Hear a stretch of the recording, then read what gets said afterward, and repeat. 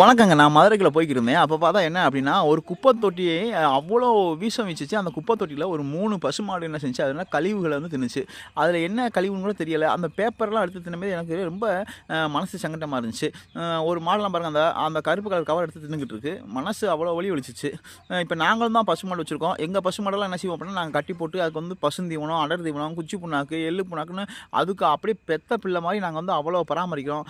காலைல குளிப்பாட்டி அவ்வளோ சந்தோஷமா வச்சுக்கிறோம். ஆனா இந்த மாடுகள்லாம் பார்க்கும்போது மனசு ரொம்ப கஷ்டமா இருக்கு. ஆனா அதே சமயத்தில மதுரைக்குள்ள இருந்து மாடு ம் வ இடம் இருந்தா வளர்க்கணும், இல்லன்னா வளர்க்கக்கூடாது. ஆனா அதே சமயத்தில வந்து மக்களையும் குறை சொல்ல முடியாது. ஏன்னா, அந்த காலத்தில வந்து மேய்ச்சல் புறம்போக்கு நிலங்கள் இருந்துச்சு. இப்ப அது இல்ல. அதே மாரி மதுரைக்குள்ள இருந்த முக்கியமான தல்லாகுளம், அ மாட்டுத்தாவணி எல்லாமே வந்து இன்னைக்கு வந்து அ குளங்கள் எல்லாமே வந்து இன்றைக்கி அரசு கட்டடங்களா மாறிடுச்சு. அப்போ அந்த ஆடு மாடெல்லாம் எங்கே போய் மேய்க்க முடியும்? அதுவும் ஒரு மேய்க்க முடியாது. அது நினைக்கும்போது கொஞ்சம் மனசு கஷ்டமா இருக்கு. ஏன்னா, குள